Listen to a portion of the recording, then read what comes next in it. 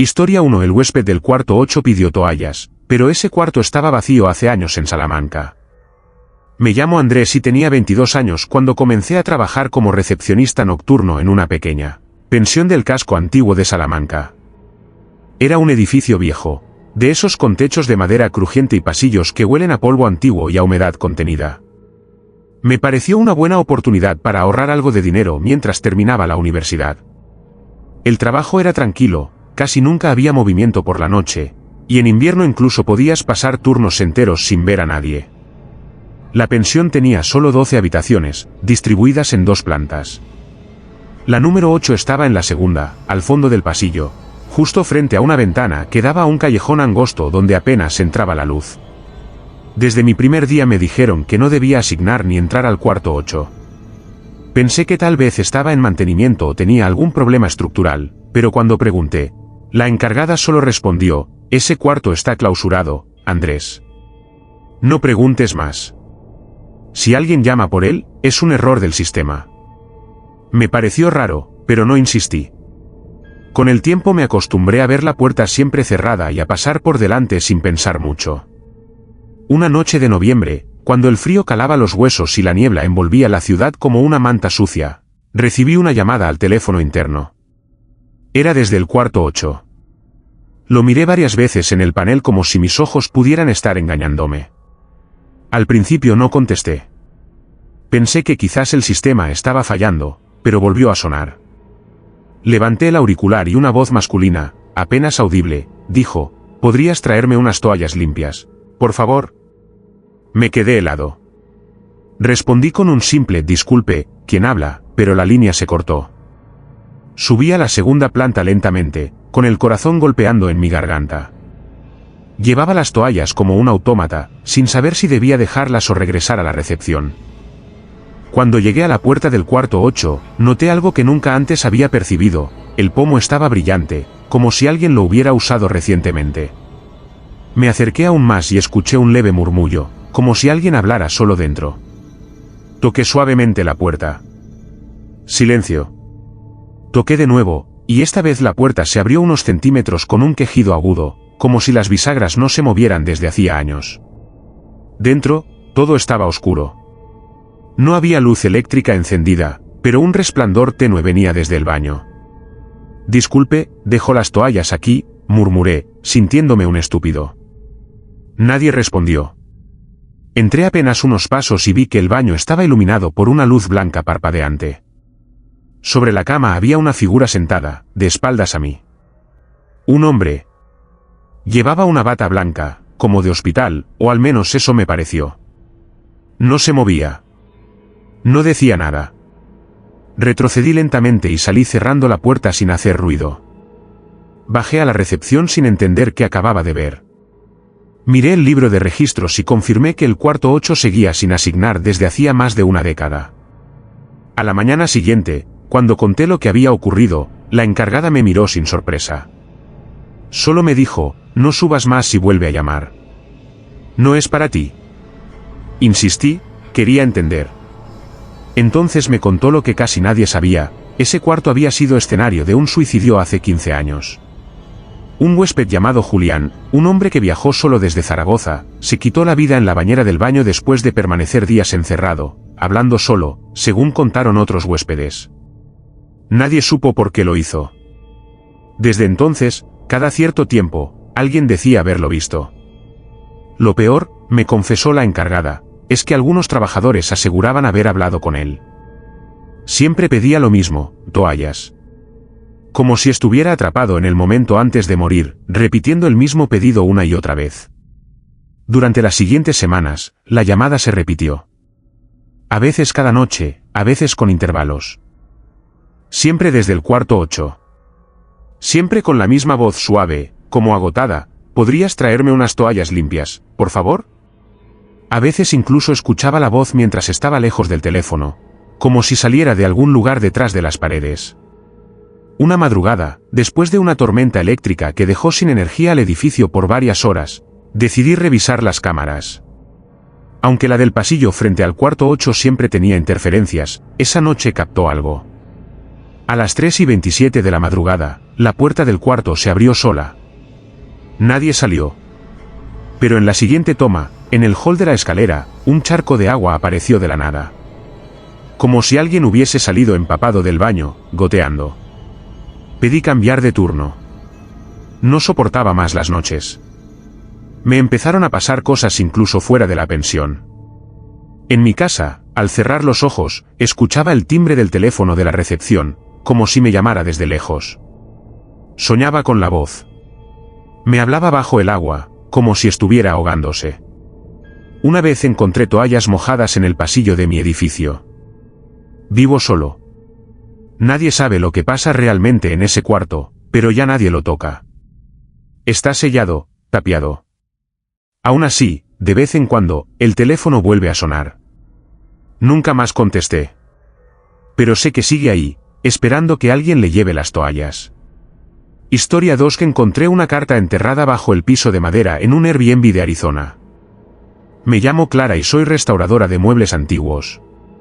Desde hace varios años viajo sola por distintas ciudades de Estados Unidos en busca de piezas raras, dañadas o abandonadas que merecen una segunda vida.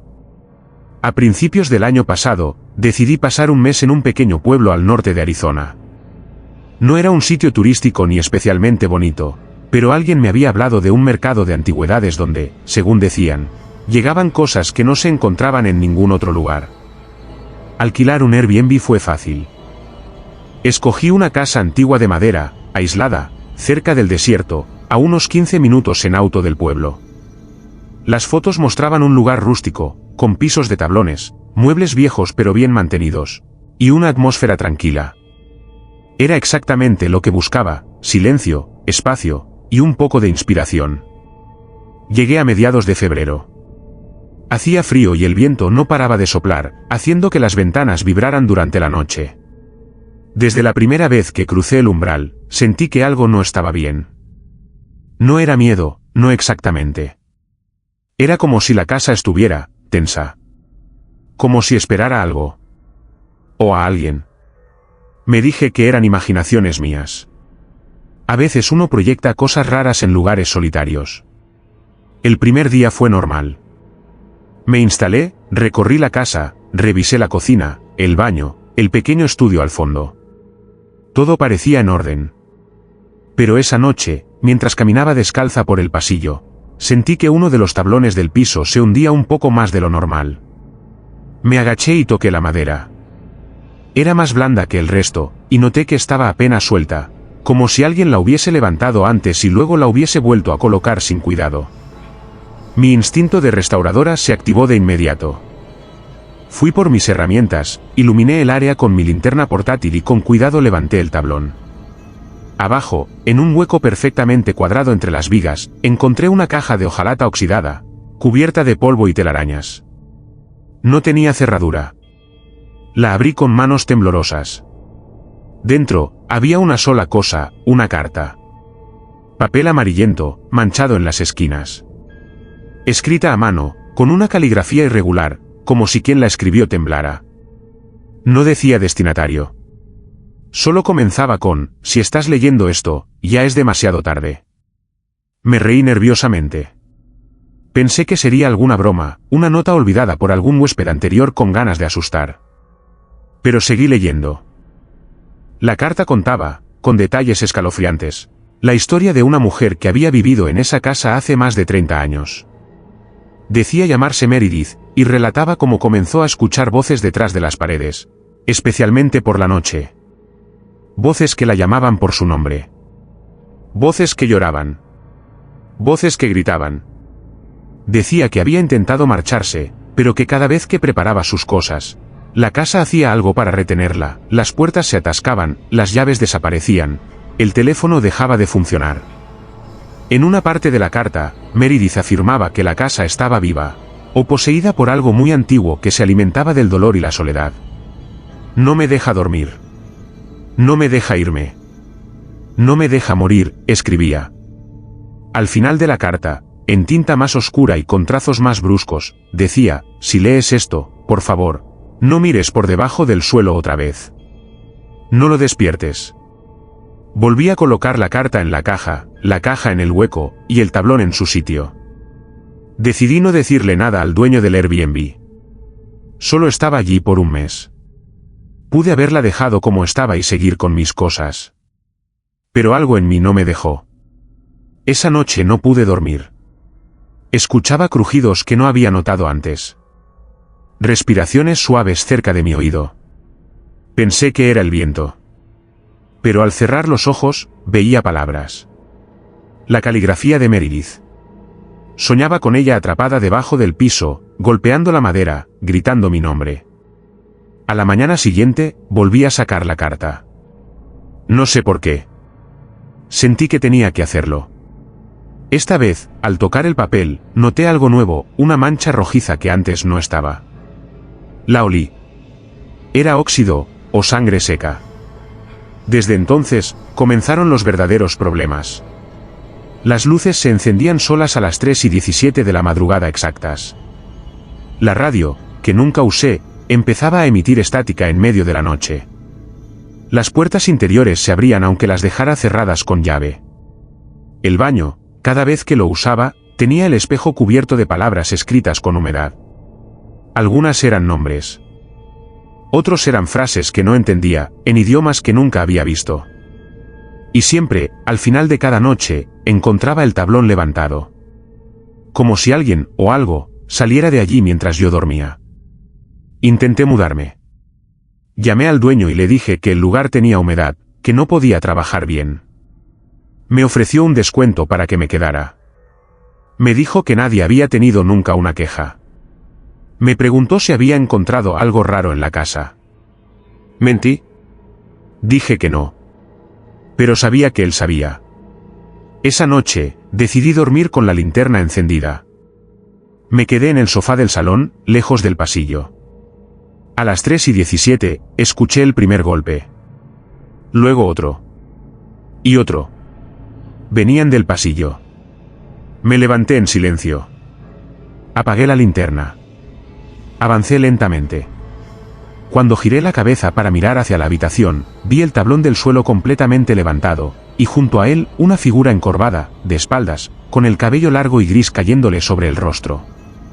Parecía estar sacando algo del hueco. Algo que lloraba.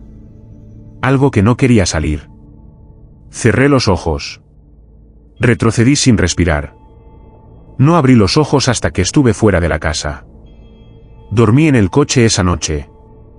A la mañana siguiente recogí mis cosas, dejé la llave en el buzón, y me fui sin mirar atrás. Un mes después, mientras revisaba fotos en mi móvil, encontré una que no recordaba haber tomado. Era una imagen borrosa, como si hubiera sido captada desde el suelo, apuntando hacia el techo de la habitación. Al fondo se distinguía mi silueta, dormida en la cama. Y junto a la cama, agachada, la figura. Meredith. Sosteniendo la carta. Observándome. Desde entonces no he vuelto a alquilar por Airbnb. Ni a Arizona. Y cada vez que piso madera vieja, siento que algo se mueve debajo. Como si alguien respirara bajo mis pies. Como si esperara que alguien más lea la carta. Historia 3. La recepcionista que atendía a un huésped invisible cada madrugada en Ciudad de México. Me llamo Teresa, tengo 27 años y trabajé durante más de un año en la recepción de un pequeño hotel en la colonia San Rafael, en Ciudad de México. El hotel era antiguo, con pasillos largos, alfombras desgastadas y un ascensor de rejas que chirriaba cada vez que alguien lo usaba. Solo tenía 3 pisos y unas 20 habitaciones, la mayoría casi siempre vacías. No era un hotel de lujo, pero tenía una clientela fija, viajeros de paso, turistas perdidos, a veces familias que venían a visitar a algún pariente en el hospital cercano. Yo trabajaba el turno nocturno, de 11 de la noche a 7 de la mañana. Siempre fui de esas personas que prefieren la tranquilidad de la noche al bullicio del día, así que ese horario me venía bien. O eso pensaba al principio. La primera vez que pasó algo extraño fue una madrugada de martes. Eran las 2:40 de la madrugada y no había movimiento alguno en el hotel. Estaba sentada detrás del mostrador leyendo una novela cuando escuché el timbre de la recepción. Ese sonido agudo que solo usamos cuando el huésped llega y no hay nadie en el mostrador. Me asomé inmediatamente. No había nadie. Pensé que quizás alguien se había ido corriendo, o que el botón se había atascado. Revisé el timbre. Todo en orden. Volví a sentarme. A las 3:12 volvió a sonar. Esta vez, fui más rápido. Me levanté de un salto, salí al pasillo. Silencio total. Solo el zumbido débil de las lámparas del techo. Decidí ignorarlo. Puede que alguien se estuviera divirtiendo a costa mía. Pero lo que vino después ya no pudo explicarse tan fácil. A la noche siguiente, exactamente a las 3:12, el timbre volvió a sonar. Fui hasta la recepción, esperando no ver a nadie. Y efectivamente, no había nadie frente al mostrador. Pero al lado del libro de registro, había una llave. La de la habitación 203. Era imposible. Esa habitación llevaba cerrada desde que yo entré a trabajar. No tenía reservación, además, tenía un letrero escrito a mano pegado en la parte trasera que decía: no asignar esta habitación. Por favor, consultar con gerencia. Lo recuerdo bien porque siempre me pregunté por qué la mantenían cerrada. Era una de las mejores habitaciones, grande, con balcón, y vista al patio interior. Pero nadie hablaba de ella. Cuando intenté preguntar, los del turno de día hacían como si no me hubieran escuchado. Guardé la llave en el cajón y traté de seguir con la noche. A las 3:33, escuché el ascensor subir solo. Las puertas metálicas se abrieron en el segundo piso. Luego, pasos. Claros, firmes, como de alguien que arrastra una maleta de ruedas. Me congelé. Miré las cámaras de seguridad. Nada. El ascensor estaba vacío. El pasillo, también. Pero los pasos se oían. Subiendo. Avanzando. Hasta la habitación 203. Después, silencio. Y luego, el clic de una puerta cerrándose. Pensé en llamar al gerente, pero era inútil. No iba a creerme. Me quedé despierta hasta que amaneció. Al salir del turno, le mencioné al recepcionista de la mañana lo que había pasado. Me miró, pálido. Y me dijo algo que no esperaba: ¿también lo escuchaste tú? Me confesó que no era la primera vez. Que a veces, en la noche, aparecía esa llave, sonaba el timbre, y alguien, invisible, pedía entrar a esa habitación. Algunos empleados simplemente dejaban la llave sobre el mostrador, como si supieran que alguien vendría a buscarla. Lo mejor es no meterse, me dijo. Solo deja la llave y no subas. Pero yo no podía dejarlo así.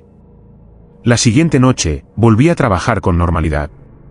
Preparé café fuerte y me prometí no dejarme llevar por el miedo. A las 3:12 en punto, sonó el timbre. No me sorprendí. Ya lo esperaba. La llave, otra vez, estaba sobre el mostrador. Esta vez, tomé valor y decidí subir. Llevé conmigo una linterna y el walkie-talkie del hotel. Subí en silencio, por las escaleras, y me detuve frente a la habitación 203. La puerta estaba cerrada. Sin pensarlo demasiado, introduje la llave. La puerta se abrió con un chirrido lento. Todo estaba oscuro. La habitación olía a humedad y a algo más, como a flores marchitas. Avancé lentamente. Encendí la luz. Nada fuera de lo normal, una cama bien hecha, un sillón antiguo, cortinas cerradas. Pero al girar hacia el baño, vi algo que me hizo soltar la linterna. El espejo del baño tenía escrita una palabra en el vaho, como si alguien acabara de ducharse: ayúdame. Salí corriendo. No hablé con nadie. No mencioné lo que vi. Pero cada noche, a la misma hora, la rutina se repetía. El timbre. La llave. Los pasos. El ascensor. Y siempre la habitación 203. Comencé a investigar. Busqué registros viejos, hablé con una ex empleada que trabajó allí en los años 90. Al principio no quería decirme nada, pero después de insistir, me contó que una mujer se había hospedado en esa habitación en 1994. Vino sola, sin equipaje. Nunca se registró con nombre real. La encontraron muerta en la bañera 3 días después, con las muñecas cortadas y una carta que decía: me arrepiento. No quería hacerlo. ¿Él me obligó? Nadie supo quién era él. Y después de eso, los reportes de fenómenos extraños comenzaron. La llave aparecía sola. Algunos decían haber escuchado llantos detrás de la puerta. Otros afirmaban haber visto una silueta en la ventana. Pero el hotel necesitaba seguir funcionando, así que simplemente cerraron la habitación y fingieron que nunca pasó nada. Pero no se puede ignorar lo que insiste en ser visto. Una madrugada, decidí quedarme dentro de la 203. Llevé una silla y una cámara de vídeo. Me senté frente a la puerta del baño y esperé. Pasaron los minutos. Luego las horas. Nada. Me estaba quedando dormida cuando escuché un susurro detrás de mí. No era una voz clara. Era como si alguien respirara con dificultad. Sentí un frío intenso en la espalda.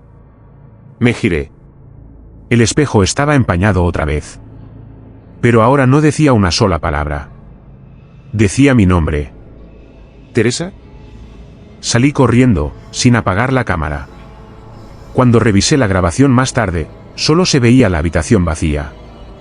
Pero el audio estaba lleno de susurros. Algunos eran en español.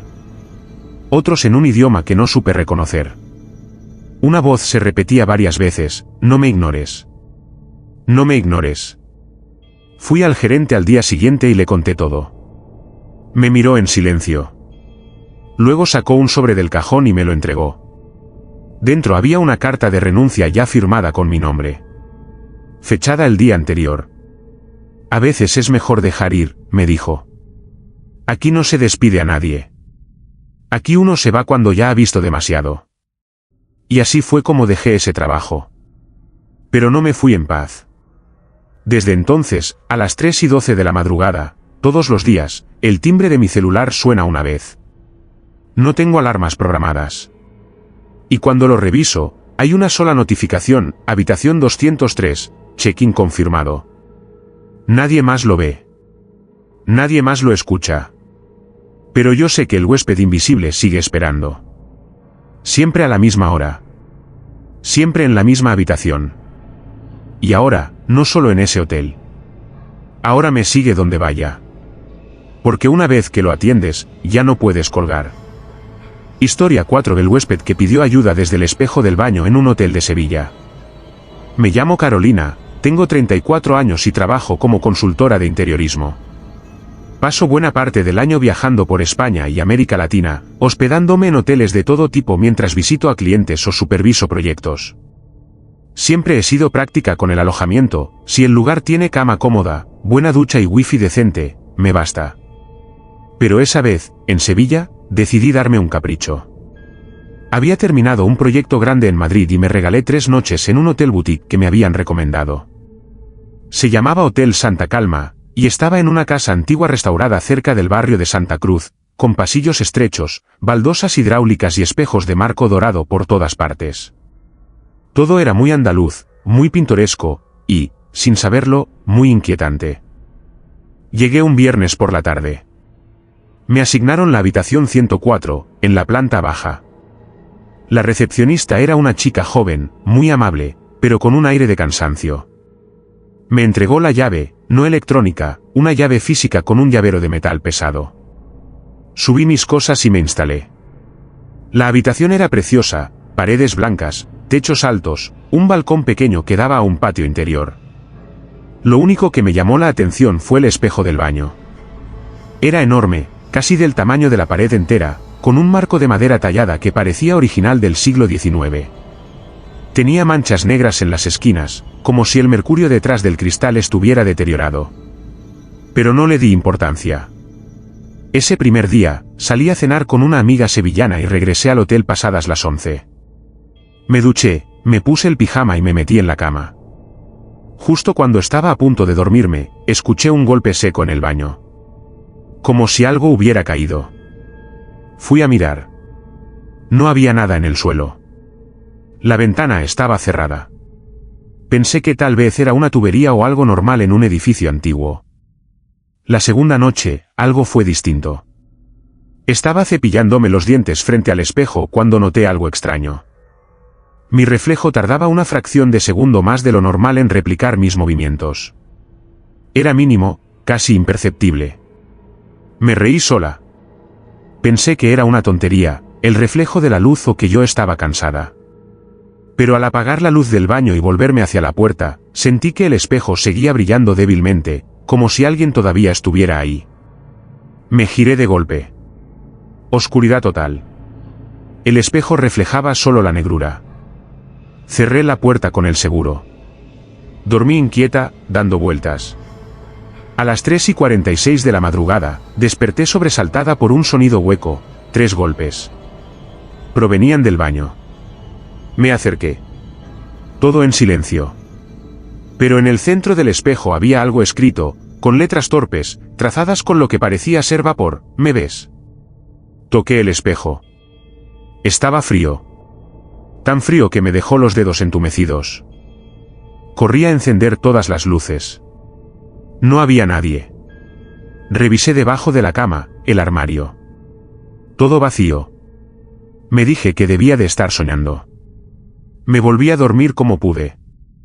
La tercera noche fue cuando todo se desmoronó. Había planeado irme temprano en la mañana, así que empaqué mi maleta antes de acostarme. Evité el espejo todo lo posible. Me lavé los dientes mirando hacia la pared, sin mirarme. Pero justo cuando apagué la luz del baño, escuché un susurro. No eran palabras.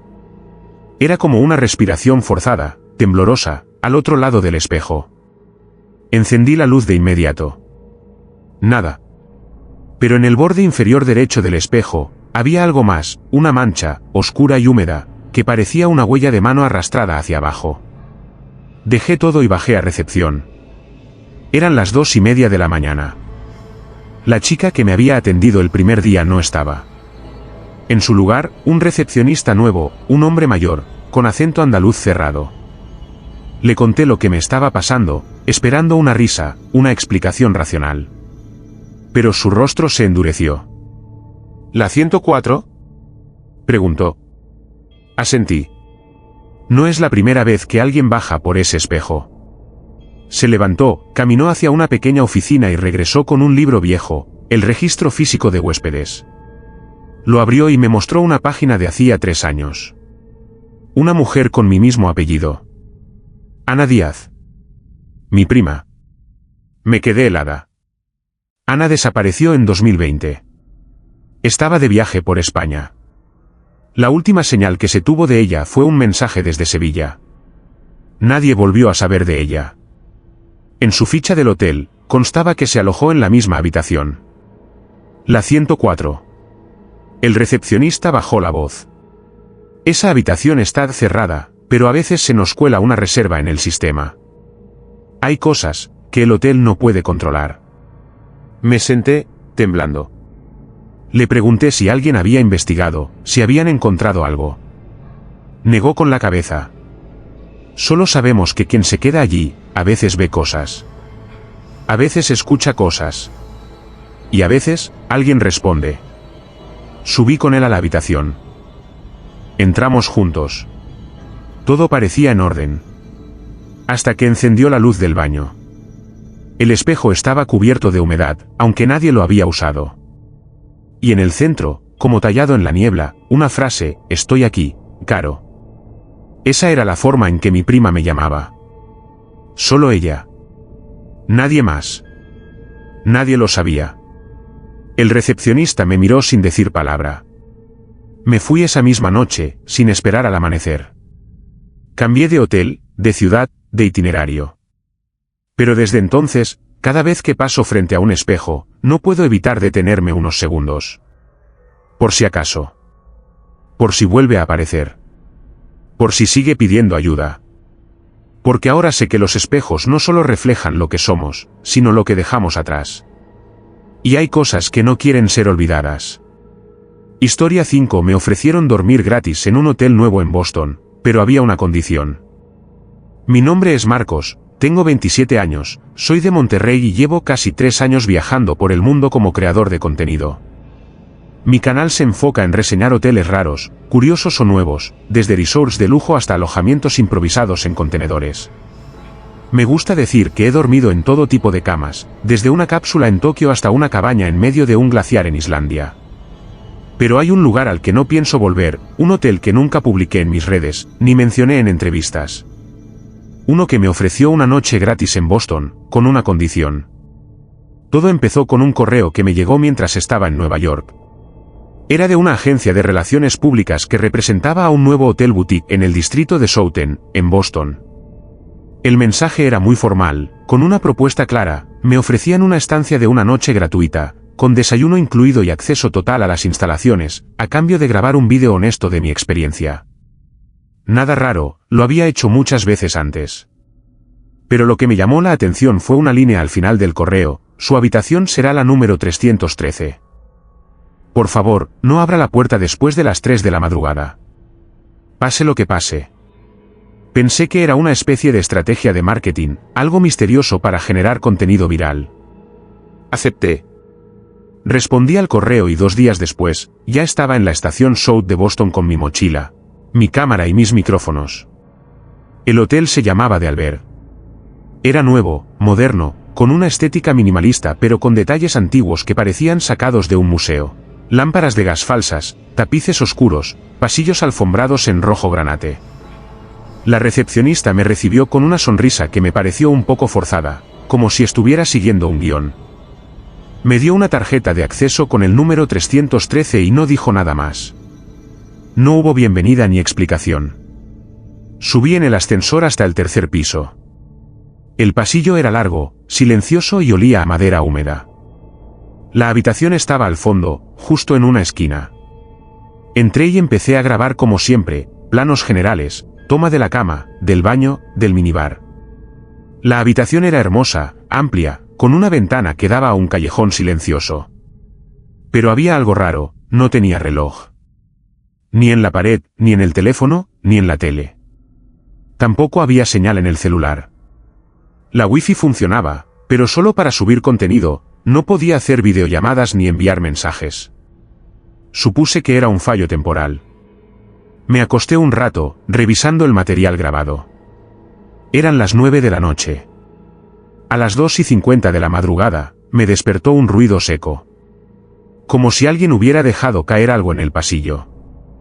Me levanté, abrí la puerta del baño, revisé el escritorio, y entonces escuché un golpe en mi puerta. 3 toques, lentos, insistentes. Me congelé. Miré por la mirilla. Nada. Pasaron unos segundos y los golpes se repitieron. Esta vez, más fuertes. Recordé la advertencia del correo: no abrir la puerta después de las 3 de la madrugada. Miré el reloj del celular: 3:01. Los golpes pararon. Pero entonces, debajo de la puerta, se deslizó algo, una hoja doblada. Me agaché y la recogí. Estaba escrita a mano, con tinta negra. Decía: estoy en la 315. Por favor, ayúdame. No deberían tenerme aquí. Me puse la camiseta, tomé mi cámara, y abrí la puerta. El pasillo estaba completamente oscuro.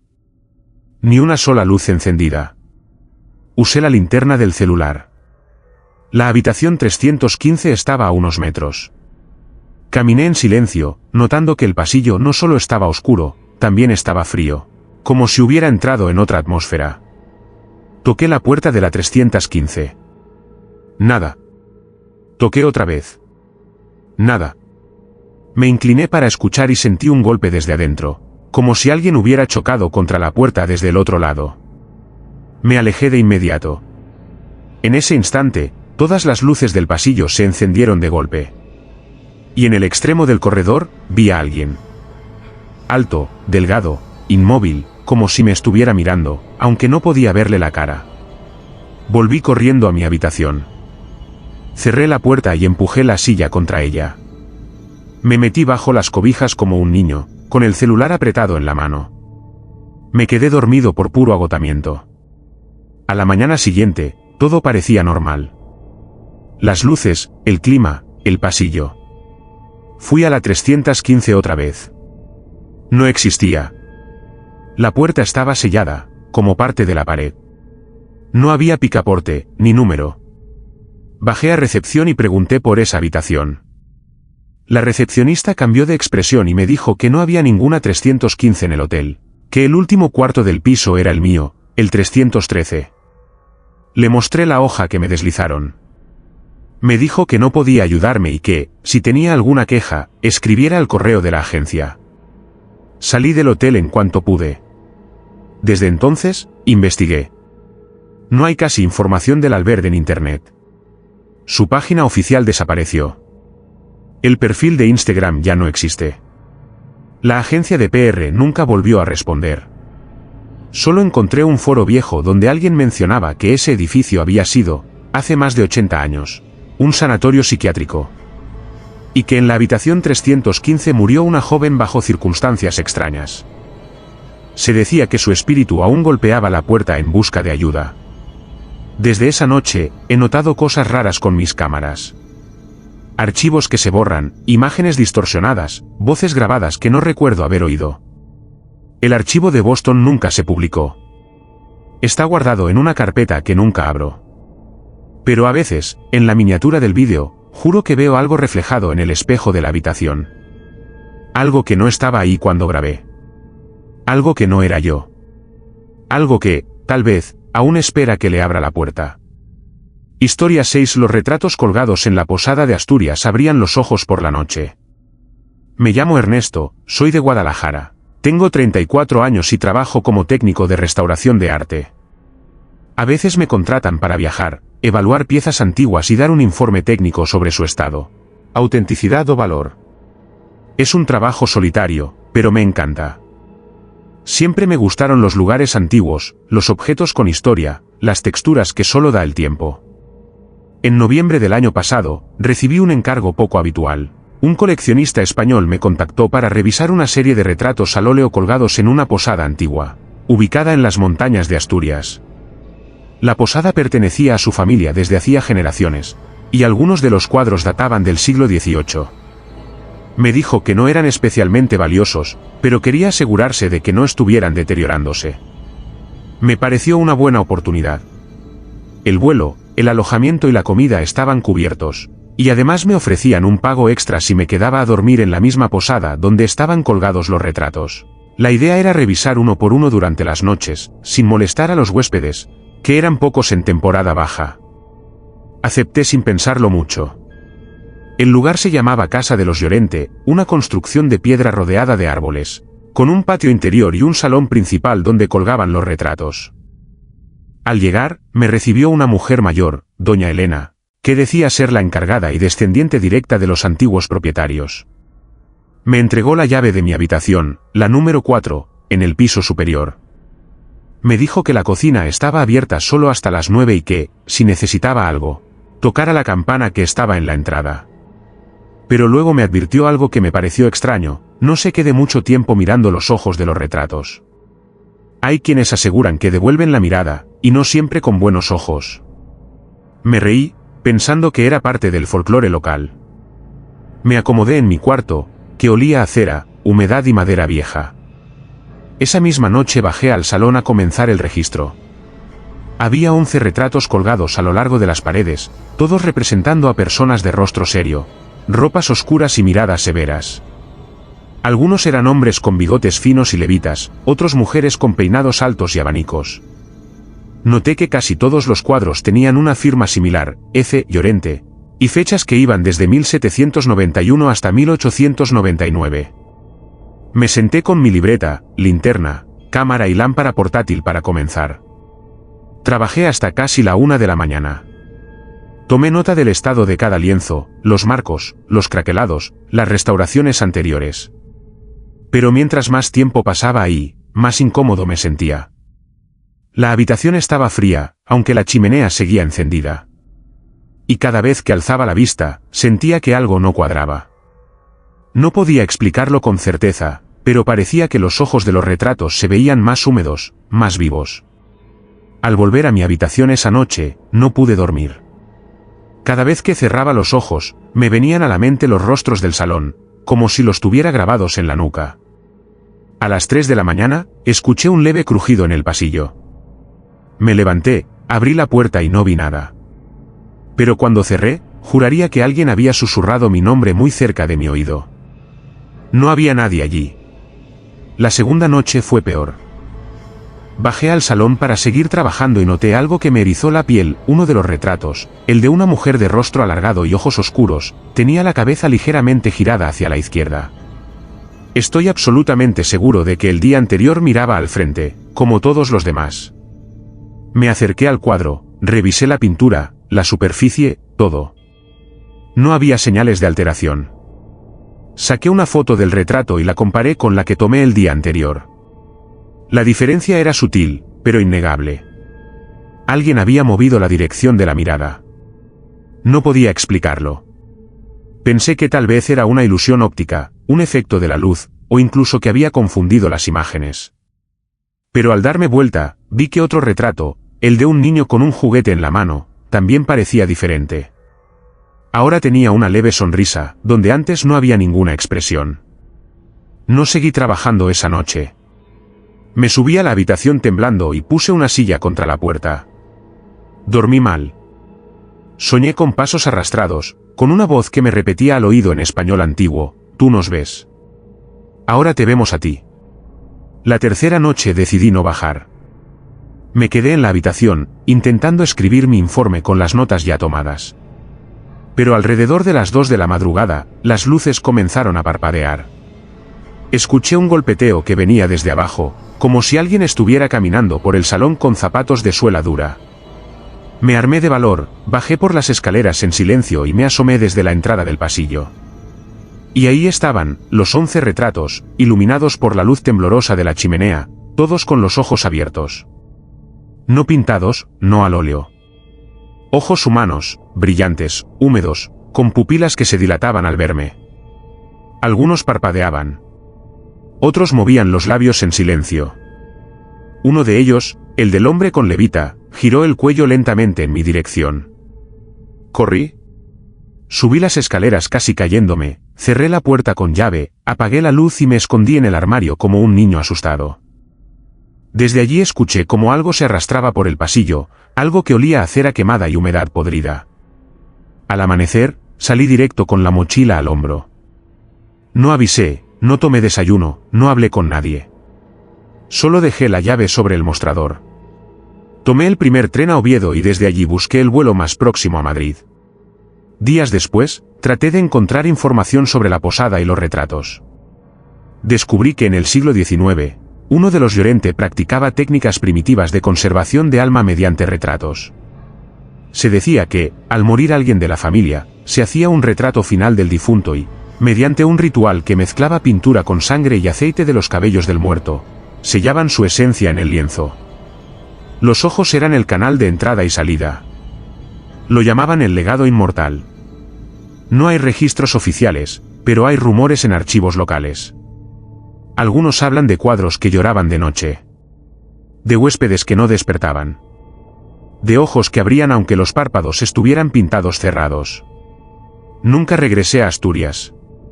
Y cada vez que entro a un museo o galería, evito mirar a los ojos de los retratos por más de unos segundos. Porque desde aquella noche, cuando estoy solo, a veces siento que alguien me observa desde algún rincón. Y juro, por todo lo que soy, que en más de una ocasión, un cuadro ha parpadeado. Historia 7. El huésped que se quedaba exactamente 33 minutos y luego desaparecía en Tijuana. Me llamo Damián y trabajé como vigilante nocturno en un pequeño motel de carretera a las afueras de Tijuana.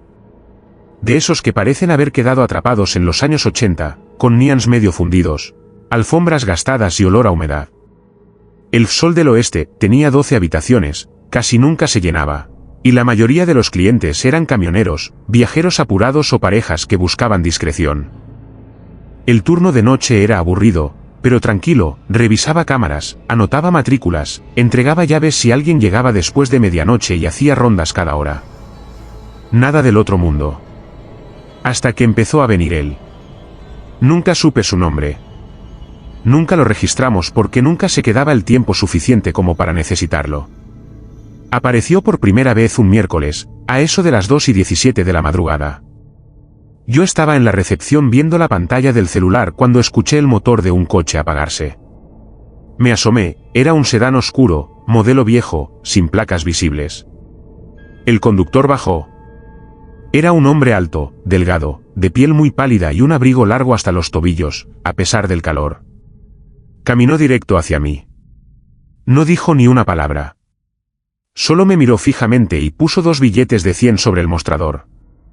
Yo estaba por decirle que el costo de la noche era mucho menor, pero antes de abrir la boca, él señaló con el dedo hacia la habitación 5. La 5. La única que da a la parte trasera del motel, la más oscura, junto al viejo depósito que ya nadie usaba. Le entregué la llave. La tomó sin mirarme y se fue caminando despacio. Entró al cuarto, cerró la puerta, y justo 33 minutos después, exactamente 2:50, volvió a salir, se subió al coche y se fue sin mirar atrás. Lo noté porque el sistema de cámaras tenía marca de tiempo. Me pareció raro, pero supuse que se había arrepentido o que esperaba a alguien que nunca llegó. Pero entonces lo hizo otra vez. Mismo coche. Misma hora. Mismo dinero. Mismo cuarto. Misma duración, 33 minutos exactos. Lo repetía con una precisión absurda. No hablaba, no comía, no pedía nada. Solo entraba y salía. Al tercer día, comencé a observarlo con más atención. Me fijé que sus ojos parecían hundidos, como si no hubiera dormido en años. Y su piel, además de blanca, parecía tener un tono grisáceo bajo ciertas luces. Pensé que tal vez estaba enfermo. O que era algún tipo de ritual o vicio raro. Una noche intenté seguirlo discretamente. Hice como si revisaba el pasillo de las habitaciones, y me detuve cerca de la puerta 5. No oía nada. Ni pasos, ni voces, ni siquiera el sonido del televisor. Me acerqué y puse la oreja. Solo silencio. Toqué suavemente la puerta. Nada. Pensé en abrirla con la llave maestra, pero algo dentro de mí me dijo que no debía hacerlo. No por miedo a él, sino por miedo a lo que podría encontrar. A la quinta noche, algo cambió. Cuando salió de la habitación 5, se detuvo frente a mí antes de subir al coche. Me miró por varios segundos. Yo no supe qué decir, así que solo asentí con la cabeza, como si todo fuera normal. Entonces habló por primera vez. Su voz era ronca, como si le costara cada palabra: nunca entres mientras estoy adentro. Nunca. Y se fue. Me quedé helado. Desde ese día, lo observé con más distancia. Pero mi curiosidad crecía. Algo en mí quería saber qué hacía exactamente durante esos 33 minutos. ¿Dormía? ¿Meditaba? ¿Se drogaba? Una madrugada, después de que se fuera, tomé valor y entré al cuarto. Todo estaba exactamente igual. Sábanas intactas. Televisor apagado. Baño seco. Pero había una cosa extraña, un olor penetrante, metálico, parecido al del hierro o la sangre vieja. Revisé el colchón, el armario, el piso. En una de las esquinas, detrás de una mesa pequeña, encontré marcas en la pared. Como arañazos. 4 líneas horizontales, una vertical cruzándolas. Como si alguien estuviera contando los días. Conté las marcas: 33. La noche siguiente, cuando volvió, noté algo más perturbador. Su sombra no coincidía con su cuerpo. Cuando pasaba bajo la luz, su silueta proyectada en el suelo parecía moverse con un leve retraso, como si fuera otra cosa, algo que no lo seguía, sino que lo vigilaba. Era una diferencia mínima, pero estaba ahí. Le comenté el caso a Rubén, el encargado del turno de la tarde, con quien me llevaba bien. Le hablé del huésped de los 33 minutos. Me miró con cara extraña y me dijo que esa habitación estaba clausurada hacía años. Que nadie la usaba desde que ocurrió el accidente. Yo no sabía nada. Me contó que en ese cuarto, en 1994, un hombre mató a su esposa y luego se disparó en la cabeza. Los encontraron 33 minutos después de que se escuchara el disparo. Desde entonces, nadie se quedaba allí más de unos minutos. Decían que se escuchaban voces. Que los relojes se detenían. Que las luces parpadeaban solo en ese cuarto. Incluso un huésped aseguró haber visto a alguien sentado sobre la cama cuando él estaba solo. Le pedí las grabaciones de las cámaras de seguridad para comprobar todo lo que había visto. Pero cuando revisamos los archivos, algo me dejó sin aliento, el coche negro no aparecía en ninguna grabación. Tampoco su figura entrando o saliendo. Solo se veían puertas que se abrían y cerraban solas. Y billetes colocados en el mostrador que aparecían como por arte de magia. Seguía notando todo. Día por día. Hora por hora. Hasta que, una noche, él no volvió. Pasó una semana entera y no regresó. Me sentí aliviado, pero también inquieto. A la siguiente madrugada, a las 2:17 exactas, el teléfono de la recepción sonó. Contesté. Al otro lado, solo respiración. Profunda. Rítmica. Hasta que una voz susurró, ahora te toca a ti. No supe qué hacer. Colgué. Fui al baño a mojarme la cara. Y al regresar, los billetes estaban otra vez sobre el mostrador. 2 de 100. Exactamente iguales. Solo que esta vez, no había nadie afuera. La habitación 5 estaba abierta. Y dentro, la televisión encendida mostraba una imagen en blanco y negro. Una cámara fija apuntando hacia mí, en tiempo real. Esa fue mi última noche en el motel. Renuncié sin dar explicaciones. Desde entonces, cada noche, despierto exactamente a las 2:17. No importa a qué hora me duerma. Algo me sacude. Un sonido. Un golpe. Una voz. Y a veces, tengo sueños en los que estoy en la habitación 5, mirando una pared cubierta de marcas. Cuento las líneas. Siempre hay 33. Siempre. Y sé que falta una más. La mía. Historia 8. La casa rural en Tennessee donde no se puede dormir más de una noche seguida. Me llamo Clara y soy profesora de literatura en una universidad de Carolina del Norte. El año pasado, durante una licencia sabática, decidí alquilar una casa rural en las montañas del este de Tennessee para trabajar en mi tesis sobre narrativa gótica estadounidense.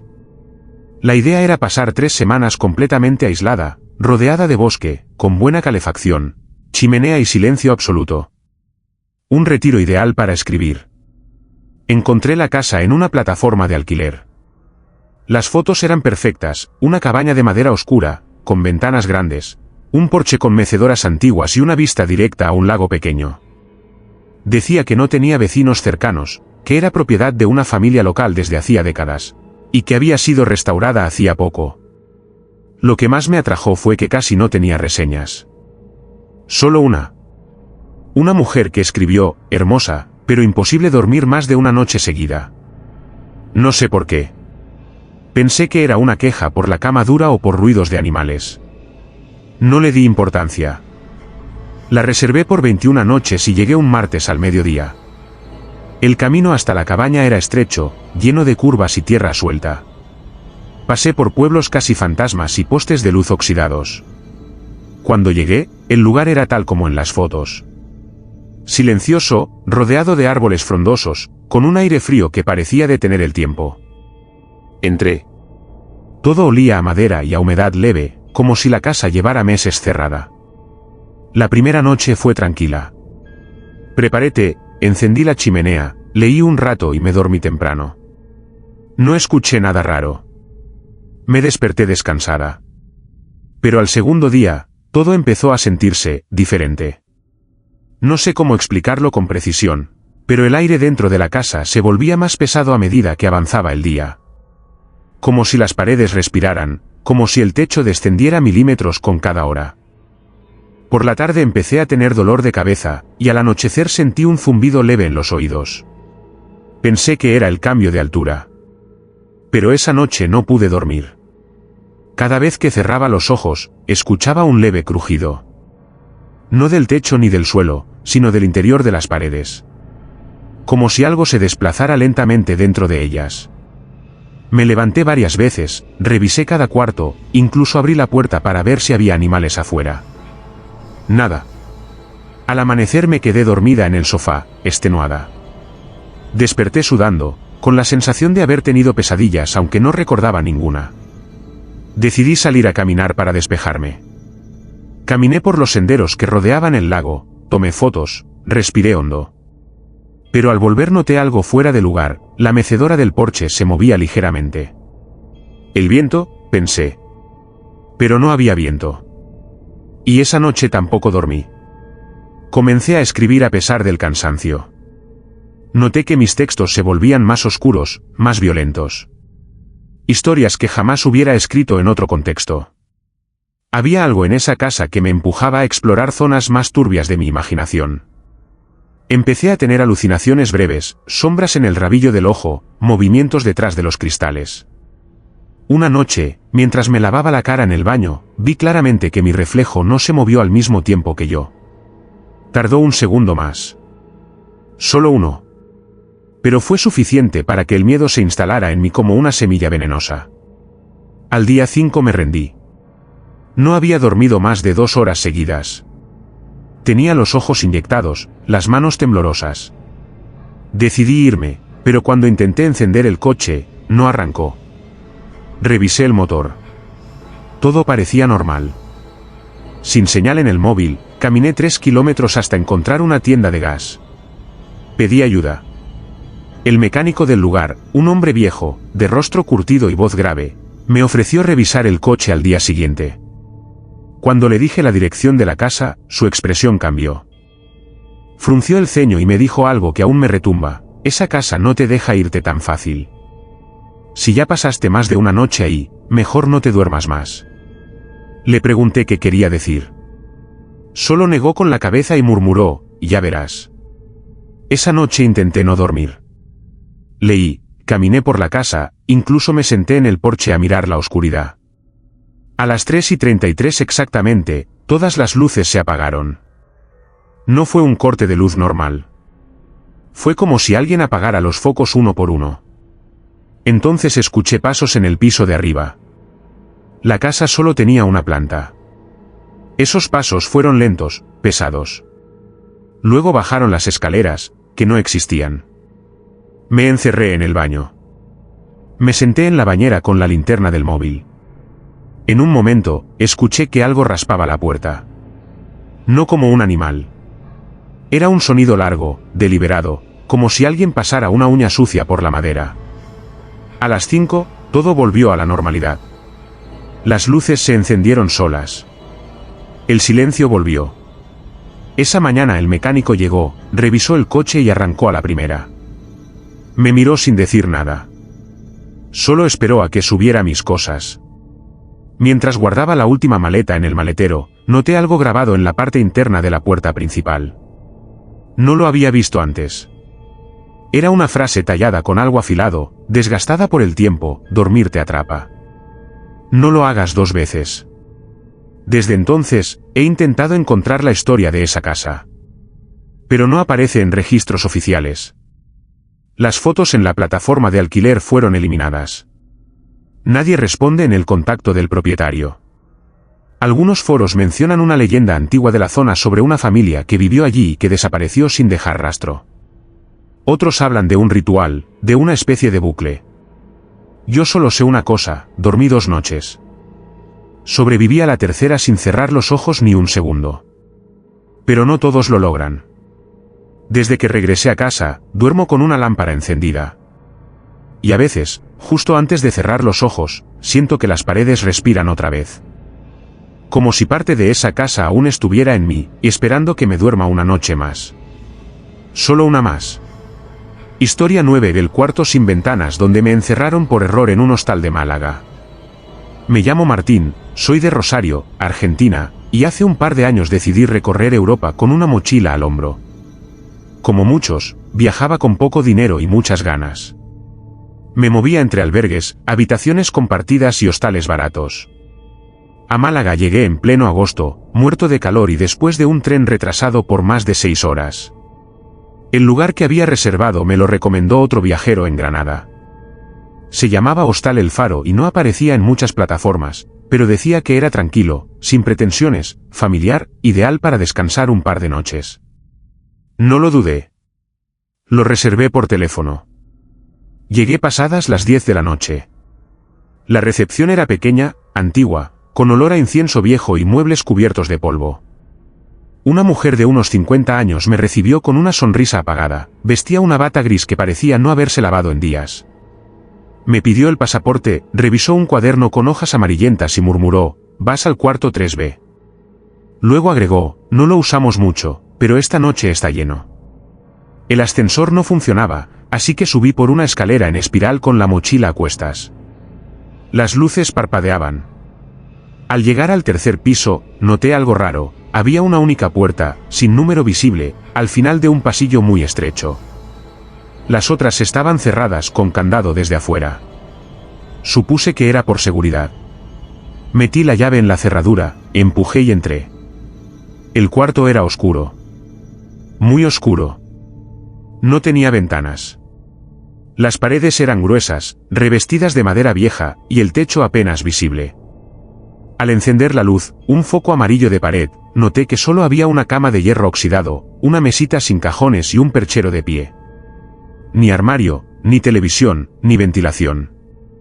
Pero lo más inquietante era el silencio. ¿Total? No se escuchaban ruidos del pasillo, ni coches, ni siquiera el zumbido de los tubos fluorescentes de fuera. Era como si estuviera enterrado. Pensé en bajar a pedir otro cuarto, pero estaba agotado. Me tiré en la cama y me dormí. O eso creí. Me desperté en la madrugada con la sensación de que algo se había movido. Una sombra. Un susurro. Me incorporé. Todo estaba igual, pero el aire era más denso, como si hubiera alguien más respirando allí. Me levanté y fui directo a la puerta. Giré la manija. No se movía. Probé con más fuerza. Estaba cerrada desde afuera. Toqué con los nudillos. Golpeé. Nadie respondió. Pensé que era un error. Que en la recepción habían olvidado que yo estaba allí. Grité. Nada. La noche pasó lenta. A ratos escuchaba pasos afuera, pero no se detenían. Como si nadie quisiera admitir que yo estaba ahí. Volví a la cama, con el móvil en la mano. Sin señal. Sin wifi. A las 4:12 de la mañana la luz titiló 3 veces y se apagó sola. El cuarto quedó en una oscuridad absoluta. Desde algún rincón, comenzó un sonido. Bajo, constante. Como si algo estuviera rascando la madera, desde el interior de la pared. Golpeé otra vez. «Estoy encerrado», grité.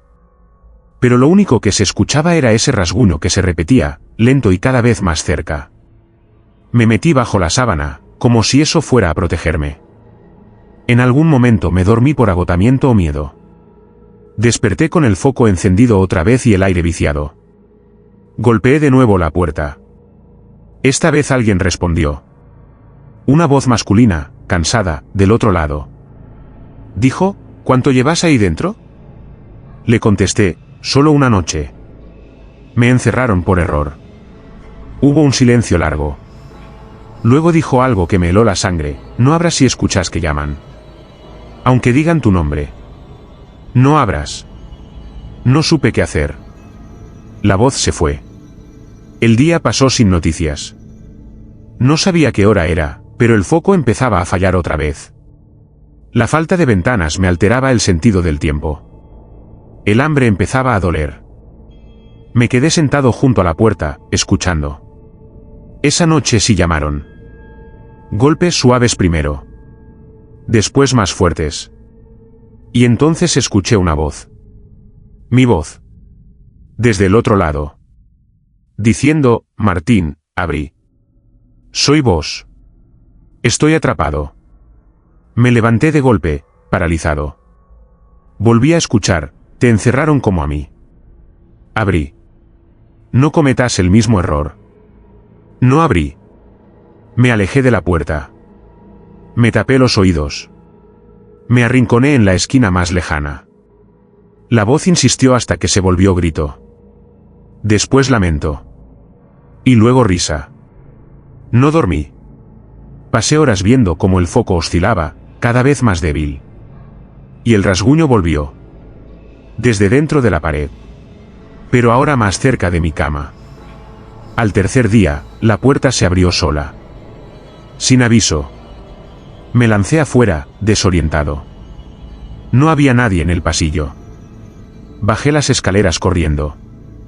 La recepción estaba vacía. Ni rastro de la mujer, ni de otros huéspedes.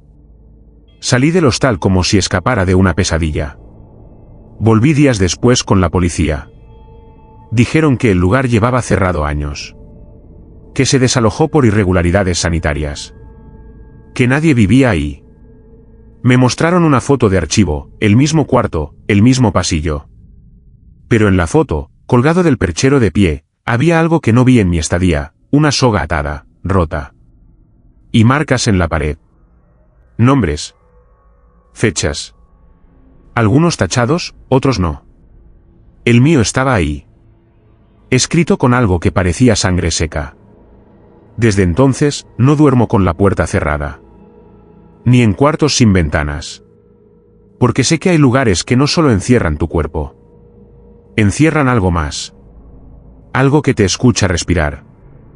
Y que, si te escucha dormir, se mete con vos. Historia 10 del huésped que lloraba dentro de la pared en un Airbnb de Guanajuato. Me llamo Julia y esta historia no es algo que cuento con facilidad. Ocurrió hace 2 años, cuando decidí hacer un viaje sola por el centro de México. Siempre me sentí atraída por los lugares coloniales, por esa mezcla de belleza y misterio que tienen las ciudades como Guanajuato. Esa vez, busqué un Airbnb que tuviera buena ubicación, algo céntrico, pero sin mucho ruido.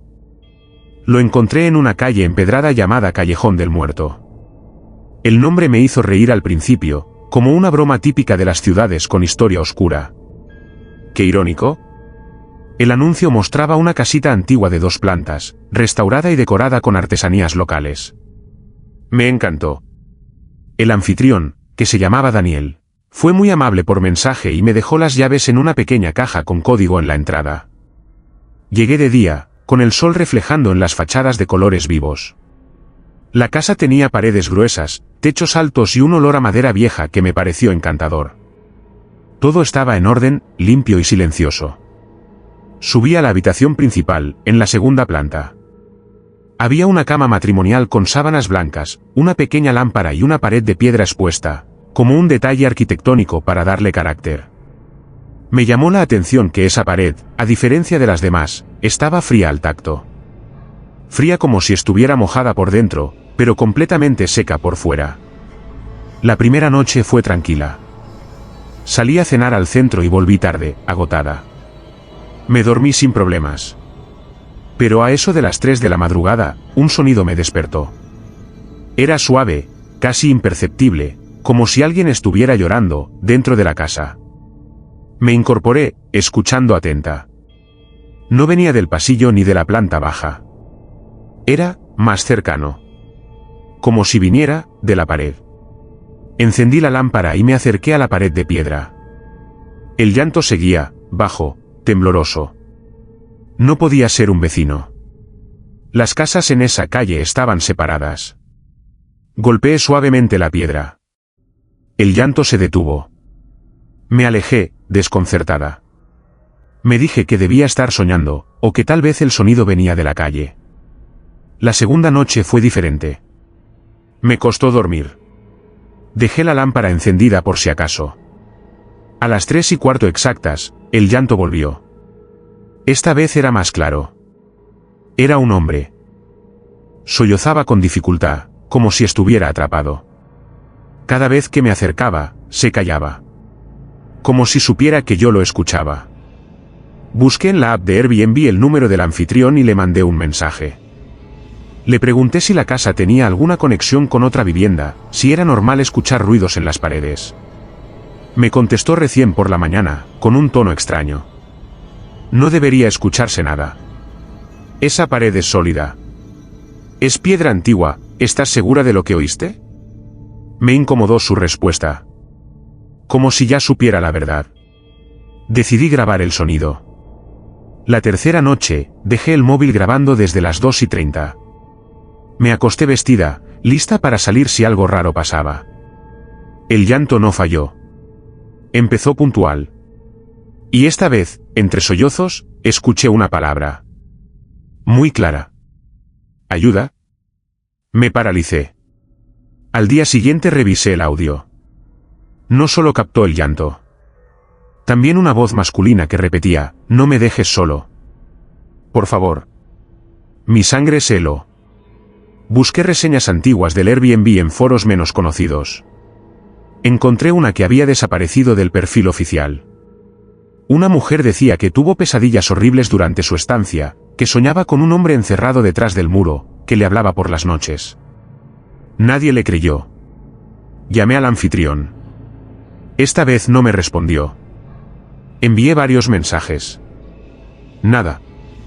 El último día, antes de salir, me armé de valor. Golpeé la pared con fuerza. 3 veces. Del otro lado, alguien respondió. 3 golpes. Luego una voz, todavía estoy aquí. Salí corriendo. Me fui al centro, entré a una cafetería y busqué en registros históricos de la ciudad. Después de horas navegando en archivos digitales, encontré una mención vieja, de los años 40. En ese terreno había existido una casona que fue demolida. Durante la Revolución, se utilizaba como refugio y, según rumores, como prisión improvisada. Un desertor fue encerrado allí por días y, según la historia, murió atrapado en una pequeña habitación que fue sellada con piedra cuando abandonaron la casona. Nunca recuperaron el cuerpo. Volví por mis cosas de día. No podía dejar el móvil ni los documentos. La casa estaba en silencio. Pero apenas puse un pie en la habitación, la pared empezó a gemir sola. Bajé corriendo, cerré la puerta con llave y dejé la caja del código abierta, como diciendo no vuelvo más. Denuncié el lugar en Airbnb, pero el perfil desapareció días después. Ni rastro del anfitrión. Como si nunca hubiera existido. Algunos amigos me dijeron que todo fue sugestionado, que dormí mal o que alguien se metió al sistema de audio del móvil. Pero yo sé lo que oí. Lo que grabé. Y todavía tengo ese audio guardado. Lo peor no es lo que escuché allá. Lo peor es lo que escucho ahora. Porque desde que volví a casa, a veces, solo a veces, al apagar la luz en mi dormitorio, creo escuchar un sollozo muy leve. Un quejido que viene, no de la calle, ni del piso, sino de mi propia pared. Como si algo me hubiera seguido. Como si él nunca hubiese salido de ese lugar. O peor aún, como si yo lo hubiera traído conmigo.